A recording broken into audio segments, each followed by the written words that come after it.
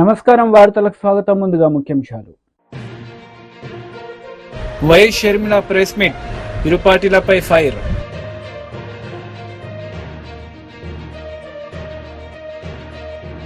మంత్రి Komatireddy Venkatareddy press meet, పలు అంశాలపై వివరణ.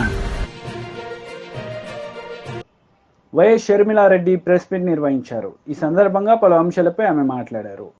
కేవలం నెల రోజుల ముందు సర్వే చేస్తే Congress party vote share between 6 to 7% ఉంది.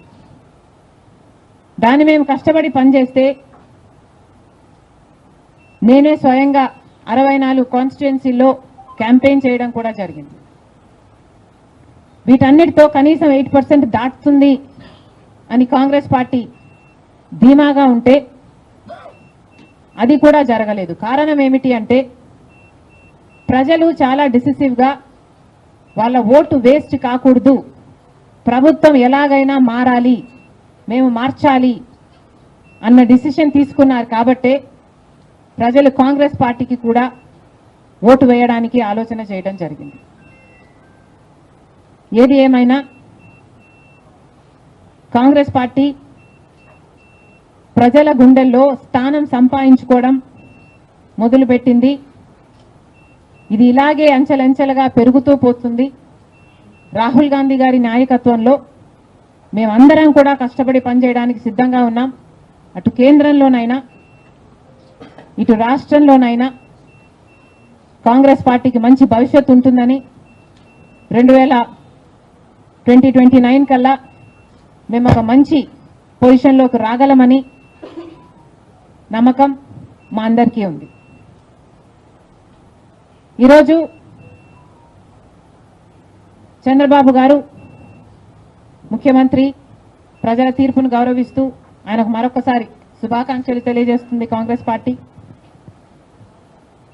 అలాగే చంద్రబాబు గారికి మరొకసారి గుర్తు చేస్తుంది కాంగ్రెస్ పార్టీ మన రాష్ట్రానికి రావాల్సిన ప్రత్యేక హోదా. ప్రత్యేక హోదా అన్నది ఆంధ్ర రాష్ట్ర ప్రజల ఊపిరి. 10 సంవత్సరాలుగా మోడీ గారు బీజేపీ పార్టీ ప్రత్యేక హోదా విషయంలో ఆంధ్ర రాష్ట్రాన్ని ఆంధ్ర ప్రజలను మోసమే చేశారు. 10 సంవత్సరాల క్రితము ఎలక్షన్లకు ముందు మోడీ గారు వచ్చినప్పుడు 10 సంవత్సరాల ప్రత్యేక హోదా ఇస్తాము అని తిరుపతిలో మాట ఇవ్వడం జరిగింది మోడీ గారు. అప్పుడు చంద్రబాబు గారు చెప్పిన మాట 10 సంవత్సరాలు సరిపోదు, 15 సంవత్సరాలు కావాలి అన్నారు అదే సభలో. కానీ 10 సంవత్సరాలు గడిచిపోయినా కూడా ఈ రోజు వరకు కూడా బీజేపీ పార్టీ ఆ మాటను నిలబెట్టుకోలేదు. కానీ ఇప్పుడు చంద్రబాబు గారు మద్దతు ఇస్తున్నారు కాబట్టే బీజేపీ పార్టీ అధికారంలో నిలబడింది. ఈ విషయం మోడీ గారు గుర్తుపెట్టుకోవాలి. ఎందుకంటే ఈరోజు ఆంధ్ర రాష్ట్ర ప్రజల ఎన్నుకున్న ఎంపీలు కనుక బీజేపీ పార్టీకి చంద్రబాబు గారు మద్దతు ఇవ్వకపోయి ఉంటే అసలు బీజేపీ పార్టీ అధికారంలో ఉండే ప్రసక్తే లేదు. ఈరోజు బీజేపీ పార్టీ అధికారంలో ఉంది అంటే దానికి కారణం ఆంధ్ర రాష్ట్ర ప్రజలు అని మోడీ ఇప్పటికైనా గమనించాలి. చంద్రబాబు గారికి మరొకసారి గుర్తు చేస్తున్నాం. చంద్రబాబు గారు బీజేపీ పార్టీతో ఎలక్షన్లకు ముందు పొత్తు పెట్టుకుంటున్నప్పుడే కాంగ్రెస్ పార్టీ పదే పదే చెప్పడం జరిగింది, ఒక్క మాటైనా తీసుకోకుండా, కండిషనల్ సపోర్ట్ అయినా మీరు ఎక్స్టెండ్ చేయకుండా, మీరు బేషరతుగా స్పెషల్ స్టేటస్ అన్న కండిషన్ పెట్టకుండానే మీరు బీజేపీ పార్టీకి ఎందుకు అలయన్స్ పెట్టుకున్నారు చంద్రబాబు గారు అని అప్పుడు ప్రశ్నించడం జరిగింది. ఇప్పుడు మళ్ళీ బీజేపీ పార్టీ చంద్రబాబు గారిని డిమాండ్ చేస్తుంది. ఇప్పుడు మళ్ళీ కాంగ్రెస్ పార్టీ చంద్రబాబు గారిని డిమాండ్ చేస్తుంది. బికాస్ మీరిచ్చిన ఎంపీల వల్ల ఆంధ్ర రాష్ట్ర ప్రజలు ఎన్నికైన ఎంపీలను మీరు బీజేపీ పార్టీకి ఇచ్చారు కాబట్టే ఈరోజు బీజేపీ పార్టీ అధికారంలో ఉంది. కాబట్టి చంద్రబాబు గారు ఈ విషయాన్ని గుర్తుపెట్టుకొని ఇప్పటికైనా మొండి పట్టైనా సరే స్పెషల్ స్టేటస్ అన్నది ఆంధ్ర రాష్ట్రానికి అవసరం. కాబట్టి ఇప్పటికైనా స్పెషల్ స్టేటస్ మీద చంద్రబాబు గారు సీరియస్గా వర్క్ చేసి ఇది సాధించుకు రావాలి అని కాంగ్రెస్ పార్టీ ఆంధ్ర రాష్ట్ర ప్రజల తరఫున డిమాండ్ చేయడం జరుగుతుంది. ఒక స్పెషల్ స్టేటసే కాదు, పోలవరం ప్రాజెక్టు కూడా ఉంది. పోలవరం ప్రాజెక్టుకు చంద్రబాబు గారు 2 రోజుల క్రితం వెళ్ళడం జరిగింది. నిజానికి పోలవరం ప్రాజెక్టు రాజశేఖర్ రెడ్డి గారి ఆలోచన. 2004లోనే రాజశేఖర్ రెడ్డి గారు 10,000 కోట్లతో 20 లక్షల ఎకరాలకు నీళ్లు ఇవ్వాలి అని తలపెట్టిన ప్రాజెక్టు పోలవరం ప్రాజెక్టు. రాజశేఖర్ రెడ్డి గారి హయాంలోనే కుడి ఎడమ కాలువలు పూర్తి చేయడం జరిగింది. ఆ కాంగ్రెస్ హయాంలోనే 4,500 కోట్లు అంటే దాదాపుగా 40% పనులు పూర్తి చేయడం కూడా జరిగింది.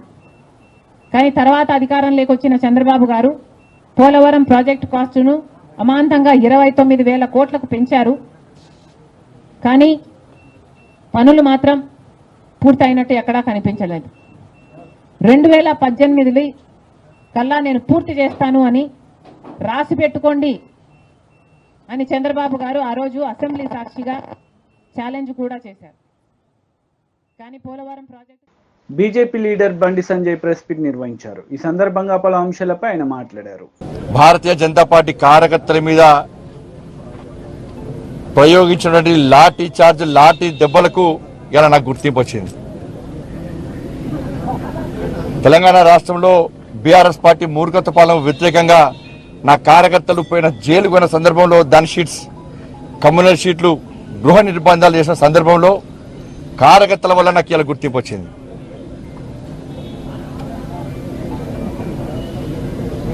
వాళ్ళ అనేక మంది నాయకులు, కార్యకర్తలు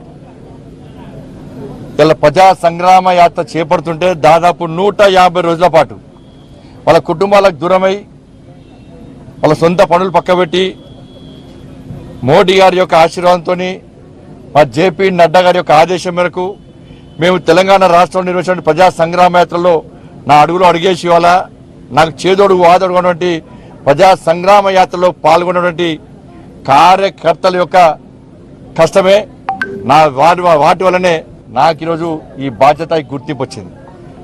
అందుకే ఇది కార్యకర్తలకు అంకితం. ఈ బాధ్యత కూడా, ఈ పదవి కూడా కార్యకర్తలకు అంకితం.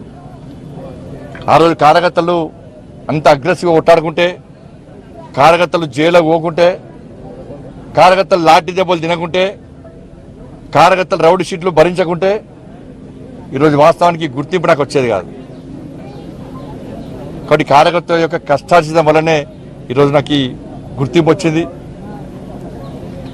కాబట్టి ఈ బాధ్యతను ఏదో పదవులు అనుభవించడానికో, డబ్బులు సంపాదించుకోవడానికో, అక్రమంగా సంపాదించుకోవడానికో కాదు, దేశ రక్షణ కోసం, ధర్మ రక్షణ కోసం, సమాజ సంఘటితం కోసం, ఏ తెలంగాణ రాష్ట్ర ఏర్పాటు సమయంలో అసూలు బాసినటువంటి ఆ అమరవీరుల త్యాగాలను స్మరించుకుంటూ, ఆ ఉద్యమకారుల యొక్క స్ఫూర్తిగా తీసుకుంటూ తెలంగాణ రాష్ట్రానికి నిధులు తీసుకురావడం, నన్ను కష్టపడి అంత భారీ మెజార్టీతో గెలిపించడం, ఈ కరీంనగర్ నియోజకవర్గ ప్రజల యొక్క విశ్వాసాన్ని వమ్మియకుండా రాజకీయాలకు అతీతంగా కరీంనగర్ పార్లమెంటు నియోజకవర్గానికి నిధులు తీసుకురావడానికే, ఈ కరీంనగర్ పార్లమెంట్ నియోజకవర్గాన్ని అభివృద్ధి చేయడానికే ఈ కేంద్ర మంత్రి బాధ్యతను వినియోగిస్తా తప్ప వేరే రకంగా దీన్ని దుర్వినియోగం చేసే ప్రసక్తే లేదు. ఒక కమిట్మెంట్తో పనిచేసే కార్యకర్త నేను, సిద్ధాంతం కోసం, నమ్మిన సిద్ధాంతం కోసం పనిచేసే కార్యకర్త నేను, పార్టీ కోసం, పార్టీ అభివృద్ధి కోసం పనిచేసేటువంటి కార్యకర్త నేను. ఇవన్నిటి గుర్తించిన తర్వాతనే ఇలా కేంద్ర జాతీయ నాయకత్వం ఒక మంచి అవకాశాన్ని ఇచ్చింది. కాబట్టి కేంద్ర మోడీ గారి ప్రభుత్వం, మోడీ గారి నాయకత్వంలో వారు ఏది ఆదేశించినా వారి నేతృత్వంలో తప్పకుండా నేను ముందుకు సాగుతా. కరీంనగర్ అభివృద్ధిలో తప్పకుండా ఎక్కువ శ్రమించి పనిచేస్తా.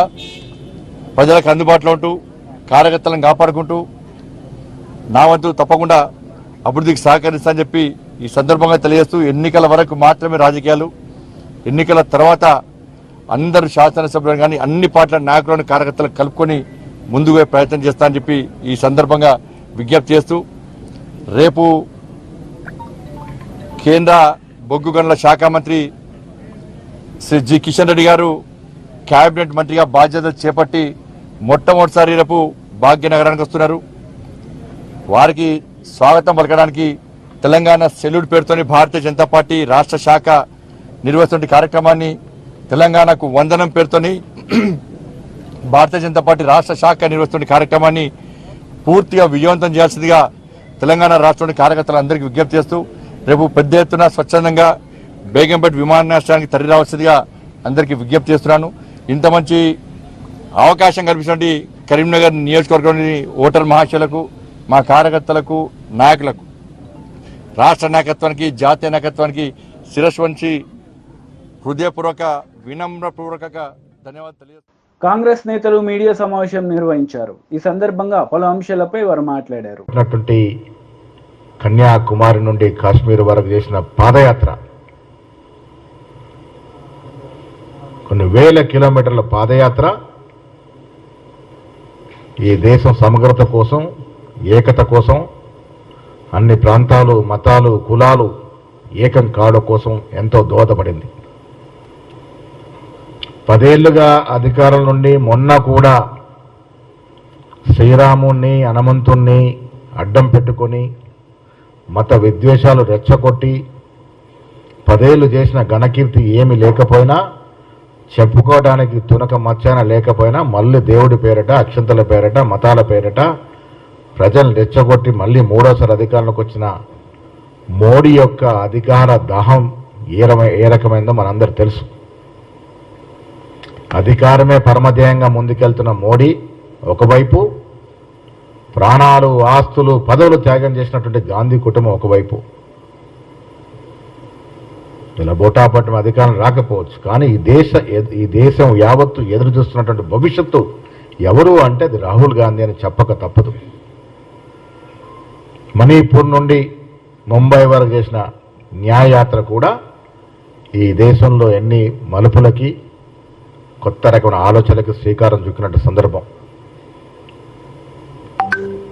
ఈ దేశం కోరుకున్నటువంటి అఖండత, ఏకత, లౌకికవాదం, నిజమైన ప్రజాస్వామ్యం ఇవన్నీ ప్రజ్వరిల్లాలంటే మళ్ళీ రాహుల్ గాంధీ గారి నేతృత్వంలో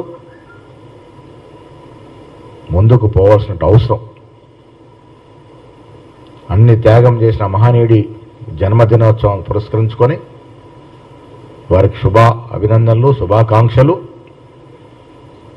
భగవంతుడు వారికి ఆయురారోగ్యాలు ఇచ్చి ఈ దేశం నడపడానికి అవసరమైనటువంటి సకల దీవెనలు వారికి ఇవ్వాలని, వారి నేతృత్వం ఈ దేశం భవిష్యత్తు పోసుకోవాలని మంత్రి కోమటిరెడ్డి వెంకటరెడ్డి ప్రెస్ మీట్ నిర్వహించారు. ఈ సందర్భంగా పలు అంశాలపై ఆయన మాట్లాడారు.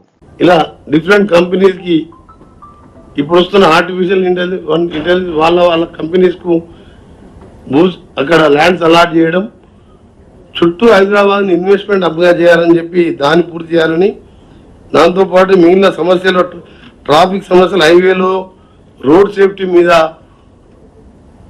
సైన్ బోర్డ్స్ ఏర్పాటు చేయడం. హైదరాబాద్ విజయవాడ జాతీయ రహదారి చూస్తే భయం అవుతుంటుంది. హై స్పీడ్ పోయే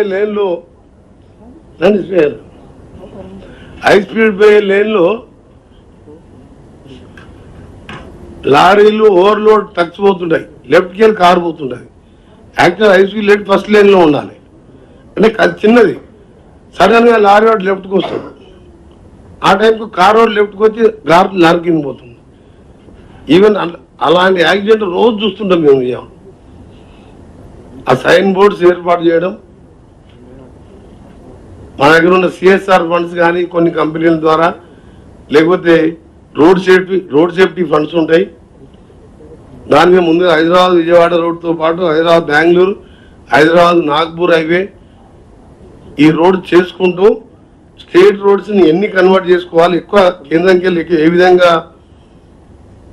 దాన్ని హైవేస్ మార్చుకోవాలి. రాష్ట్రంలో ఉన్న ఇప్పటికే చిన్న చిన్న కాంట్రాక్ట్ సంబంధించి కొన్ని డ్యూస్ ఉన్నాయి, అవన్నీ కూడా క్లియర్ చేసి ఈ వర్షాకాలం రాకముందే రోడ్స్ అన్ని కూడా మెయింటైన్ చేయాలని, మొత్తం కూడా వచ్చే సంవత్సరం నాటికి జాతీయ రహదారులు దాదాపు 4983 కిలోమీటర్లు ఉన్నది. మనకు ఇంకొక విషయం ముఖ్యమైనది, మన హైదరాబాద్ విజయవాడ రోడ్ అనగానే గడ్కరీ గారు ఒకటే అంటారు, ఆ రోడ్ పేరు చెప్పిన the road name is death road అంటారు ఆయన. జిఎంఆర్ వాళ్ళు 6 లేన్ 2022లో చేసేది ఉండే, కావాలని తప్పుడు సాకులు పెట్టి కోర్టుకు పోయి కట్టే టోల్ ట్యాక్స్ కట్టకుండా ఎస్క్రూ అకౌంట్లో పెట్టి 2 రాష్ట్రాలు ఏర్పడ్డాయి. ట్రాఫిక్ తగ్గిందని 2 రాష్ట్రాలు ఏర్పాటు పెడితే ట్రాఫిక్ పెరుగుతుంది. ఆఖరి గడ్కరీ గారు నేను పార్లమెంట్లో 6 సార్లు రైజ్ చేసిన, సరే ఇది 22లో చేయకపోగా ల్యాండ్ ఎక్విజిషన్ చేసి ఉన్నది, 2 సైడ్స్ లైన్స్ కూడా ఎలక్ట్రిసిటీ లైన్స్ కూడా షిఫ్ట్ చేసినాం. జస్ట్ ఆయన 22లో యాజ్ పర్ అగ్రిమెంట్ చేయాలి, 25 వరకు ఆయనకు ఉంటుంది టోల్ రోడ్. ఆయన ఏమంటే నాకు నష్టం వచ్చింది, నాకు ఇంకో 10 ఏళ్ళు అదనంగా ఇస్తారంటే చేస్తా, లేకపోతే చేయంటాడు. ఎన్నిసార్లు చెప్పినా మినిస్టర్ గారు కోర్టుకు పోతాడు సపరేట్ టెండర్ పిలుద్దామంటే. ఆఖరికి 17 బ్లాక్ స్పాట్ గుర్తించి టెండర్ పెట్టిస్తే 2 సార్లు కోర్టుకు పోయి 2 సార్లు ఆపించిండు.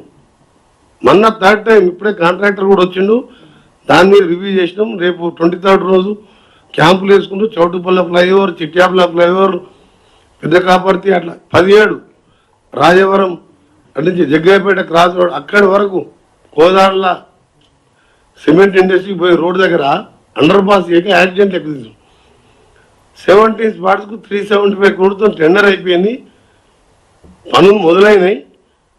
ఒక చౌటుప్పల్ చిట్యాల పెద్ద ఫ్లైఓవర్ ఉంది కాబట్టి 23rd రోజు నేను నార్మల్గా కొబ్బరిగా పూజ కొట్టి పూజ స్టార్ట్ చేసి వర్క్ స్టార్ట్ చేస్తున్నాం. టెండర్ ప్రాసెస్ కంప్లీట్ చేసినాం. ఈసారి కూడా కోర్టు పోదామని చూసిన ఆయన.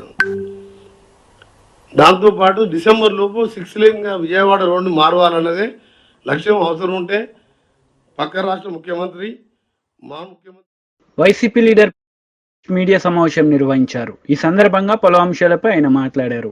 నాయకులు ఫోన్ చేసి మిమ్మల్ని అత్యంత పాశవికంగా నడి రోడ్డు మీదే హత్య చేస్తామని బెదిరించడం ప్రక్షాళన అవుతుందా? లేదా మహానేత వైఎస్ రాజశేఖర రెడ్డి గారి విగ్రహాలని యూనివర్సిటీ క్యాంపస్ నుండి తరలిస్తే అది ప్రక్షాళన అవుతుందా? తెలుగుదేశం పార్టీ వారిని ఒకటి అడుగుతున్నాను, రాజశేఖర రెడ్డి గారి విగ్రహాలను తొలగిస్తే అది ప్రక్షాళన కిందకు వస్తే, మరి పద్మావతి యూనివర్సిటీలో ఎన్టీ రామారావు గారి విగ్రహం ఉంది కదా, జేఎన్టీయూ అనంతపురంలో ఎన్టీ రామారావు గారి విగ్రహం ఉంది కదా, కుప్పంలో అనేటువంటి ద్రవిడ యూనివర్సిటీలో ఎన్టీ రామారావు గారి విగ్రహం ఉంది కదా, మరి ఇద్దరు మాజీ ముఖ్యమంత్రులే కదా, మరి ఎన్టీఆర్ విగ్రహం కూడా తొలగించాలి కదా. మాజీ ముఖ్యమంత్రులు విగ్రహాలు క్యాంపస్లో ఉంటే వారికి గౌరవప్రదంగా చూసుకోవాలి, కానీ వాటన్నిటినీ తొలగించడం మీ ప్రక్షాళన కింద వస్తుందా అని అడుగుతున్నా. దీంతోపాటు అసలుకి వర్సిటీలని రాజకీయ వేదికలుగా ఉపయోగించుకుంది ఎవరు? చంద్రబాబు నాయుడు కాదా? నారా లోకేష్ కాదా? ఈరోజు వైస్ ఛాన్సలర్ పోస్టుల గురించి మాట్లాడుతున్నారు. చంద్రబాబు నాయుడు గారు ముఖ్యమంత్రిగా ఉండగా ఆంధ్రప్రదేశ్ రాష్ట్రంలో ఉన్నటువంటి వీసీలు ఎవరు? వారి దగ్గర ఉండేటువంటి కీలకమైనటువంటి రిజిస్ట్రార్లు ఎవరు? ఒకసారి మీరు గమనించండి. ఆంధ్ర యూనివర్సిటీలో నాగేశ్వరరావు అనేటువంటి ఒక బీసీ సామాజిక వర్గానికి చెందిన వారిని చంద్రబాబు నాయుడు బీసీగా ప్రమోట్ చేశారు. మరి అక్కడ ఉన్నటువంటి రిజిస్ట్రార్ ఏ సామాజిక వర్గం? మీ వారు కాదా? తెలుగుదేశం పార్టీకి అంటగారిగిన వారు కాదా? అదేవిధంగా జేఎన్టీయూ కాకినాడలో రామలింగరాజుని వీసీగా అపాయింట్ చేశారు. కానీ అప్పుడు అధికారం చలాయించింది ఎవరు? ఏపీపీఎస్సీ చైర్మన్గా ఉన్నటువంటి ఉదయభాస్కర్ కాదా? ఆయన సామాజిక వర్గం ఏంటి? ఆయన ఎవరికి అంటగాగారు? అదేవిధంగా కౌన్సిల్ మెంబర్లుగా ఎన్ఆర్ఐ కళాశాలకు చెందినటువంటి వెంకట్రావు గారిని ఎగ్జిక్యూటివ్ కౌన్సిల్ మెంబర్గా పెడితే జేఎన్టీయూ కాకినాడలో అధికారాన్ని అంతా అనుభవించింది మీ సామాజిక వర్గానికి సంబంధించినటువంటి వ్యక్తులు కాదా? ఒకసారి ఎస్పీ యూనివర్సిటీకి వెళ్దాం. ఎస్పీ యూనివర్సిటీలో చంద్రబాబు నాయుడు గారు ముఖ్యమంత్రిగా ఉండగా దామోదర్ అనే అతను వీసీగా ఉంటే ప్రొఫెసర్ గారు దేవరాజులు అనురాధ అనేటువంటి ఇద్దరిని రిజిస్ట్రార్లుగా చేసి వారి చేత చక్రం తిప్పించి దామోదర్ గారిని పని చేయకుండా చేయించింది చంద్రబాబు నాయుడు గారు కదా, ఆ రిజిస్ట్రార్ల యొక్క సామాజిక వర్గం ఏంటి? జేఎన్‌టూ అనంతపురం చూద్దాం. పేరుకు మాత్రం ఒక ముస్లింని వైస్ ఛాన్సలర్గా పదవి ఇచ్చారు, కానీ అక్కడ కృష్ణయ్య అని ఒక బలమైనటువంటి మీ సామాజిక బీఆర్ఎస్ లీడర్ మీడియా సమావేశం నిర్వహించారు. ఈ సందర్భంగా పలు అంశాలపై ఆయన మాట్లాడారు. జనవరి ఫిబ్రవరిలోనే వాళ్ళు ఒక కాఫర్ డ్యామ్ లాంటిది కట్టేసి ఆ 7వ బ్లాక్లో కుంగిపోయినటువంటి పిల్లర్లను రిపేర్ చేసి వాళ్ళు వాడుకలోకి తీసుకొచ్చేటటువంటి నీళ్లు నింపి కన్నపల్లి పంప్ హౌస్ నుంచి ఎత్తిపోసే పరిస్థితులు ఉండే. అయినప్పటికీ కూడా వాళ్ళు దాన్ని పక్కన పెట్టి ఉద్దేశపూర్వకంగా మమ్మల్ని బదనాం చేయడం ఒకటి. రెండవది, ఈ పందికొక్కులాగా ఇసుకను మెక్కి కోట్లాది రూపాయలు కాంగ్రెస్ నాయకులు ముఖ్యమంత్రి నుంచి మొదలుకొని అక్కడ కింది స్థాయి నాయకుల వరకు ఈ డబ్బులు దొబ్బాలనేటటువంటి ఆలోచనతో కనీస పర్యావరణ అనుమతులు లేకుండా ఇష్టం వచ్చినట్టుగా ఇవాళ సూరారం నుంచి కుంట్లం వరకు 92 లక్షల పైచల క్యూబిక్ మీటర్ల ఇసుక తవ్వకాలకు వీళ్ళు తెరలేపినారు. సో దీన్ని బట్టి కాంగ్రెస్ పార్టీ యొక్క ద్వంద్వ వైఖరి, వాళ్ళ నీతి అర్థమవుతూ ఉంది. అంతేకాకుండా ఇక రెండవ అంశం, ఇక్కడ నేను ఇంకో విషయాన్ని కూడా కోరుతా ఉన్నా. దీన్ని డెఫినెట్గా కాంగ్రెస్ ప్రభుత్వం పునఃసమీక్షించాలి. లేకపోయినట్టయితే డెఫినెట్గా ఎన్జీటీని కూడా ఆశ్రయించడానికి మేము వెనుకకు. అదేవిధంగా అక్కడ తవ్వుతున్నటువంటి ఇప్పటికే అడ్డగోలుగా చెన్నూరు నియోజకవర్గంలో కానీ, మంత్రి నియోజకవర్గంలో కానీ, పెద్దపల్లి నియోజకవర్గంలో కానీ, తర్వాత రామగుండం నియోజకవర్గంలో కానీ ఇప్పటికే అడ్డగోలుగా ఒకవైపు ఫ్లై యాష్ లారీలు నడుస్తున్నాయి, ఒకవైపు ఇసుక లారీలు నడుస్తున్నాయి, ఒకవైపు మట్టి లారీలు నడుస్తున్నాయి. దానివల్ల అక్కడ రోడ్లన్నీ నాశనం అవుతున్నాయి. ఆ ప్రాంతం అంతా కలుషితం అయిపోతుంది. అనేక రకాలైనటువంటి యాక్సిడెంట్లు జరిగి చాలామంది చనిపోతున్నారు. కాబట్టి ప్రభుత్వం ఇప్పటికైనా బుద్ధి తెచ్చుకొని తన పద్ధతులను మార్చుకొని ఇటువంటి నిర్ణయాలను పునఃసమీక్షించుకోవాలని నేను కోరుతా ఉన్నాను. లేకపోయినట్టయితే డెఫినెట్గా చట్టపరంగా మేము కూడా న్యాయవ్యవస్థ మీద మాకు నమ్మకం ఉంది. డెఫినెట్గా న్యాయస్థానాలను కూడా ఆశ్రయించడానికి మేము వెనుకకు పోమని చెప్పి సందర్భంగా నేను తెలియజేస్తూ ఉన్నాం. మా ప్రాంతంలో ముఖ్యంగా పెద్దపల్లి జిల్లా కానీ, భూపాలపల్లి జిల్లా కానీ, మంచిర్యాల జిల్లా కానీ ఒకవైపు ఫ్లై యాష్ దందా, ఇంకోవైపు మట్టి దందా, ఇంకోవైపు ఇసుక దందా, దీంట్లో మొత్తం కాంగ్రెస్ పార్టీ కూరుకుపోయింది. దీనికి పూర్తి స్థాయిలో ఆశీర్వాదం హైదరాబాద్ నుండి రేవంత్ రెడ్డి ముఖ్యమంత్రిగా ఆ ప్రాంత నాయకులకు ఆశీర్వాదం ఇచ్చి ఈ రకమైనటువంటి దందాన్ని ప్రోత్సహిస్తూ ఉన్నాడు. ఒకవైపేమో మేడిగడ్డ బ్యారేజ్ను కట్టడానికేమో ఆ కుంగిపోయినటువంటి ఆ బ్లాకులు నిర్మించడానికి ఆ సంస్థను ఎవరైతే ఆ ప్రాజెక్ట్ కట్టిరో వాళ్ళతో సమీక్షలు చేసి మాట్లాడి ఆ సంస్థను ప్రోత్సహించి తొందరగా అక్కడ పనులు చేపించే విషయంలో ముఖ్యమంత్రి గారికి శ్రద్ధ లేదు. కానీ కాంగ్రెస్ పార్టీలకు మాత్రం ఇసుక దోడడంలో మాత్రం శ్రద్ధ ఉన్నది. రైతులకు నీళ్ళు ఇచ్చే విషయంలో శ్రద్ధ లేదు. ఇసుక దందా ద్వారా డబ్బులు మెక్కడానికి మాత్రం కాంగ్రెస్ పార్టీ నాయకులకు శ్రద్ధ ఉన్నది. పోయిన యాసంగి సీజన్లోనే 20 లక్షల ఎకరాల్లో తెలంగాణలో పంటలు నిండబెట్టిర్రు. నీళ్ళిచ్చి రైతుల్ని కాపాడేటటువంటి ఆలోచన కాంగ్రెస్ పార్టీ నాయకులకు ఆనాడు యాసంగి సీజన్లో లేదు. ఇసుక మాత్రం. వార్తలు ముగించే ముందు ముఖ్యాంశాలు మరోసారి. వైఎస్ షర్మిల ప్రెస్ మీట్, ఇరు పార్టీలపై ఫైర్.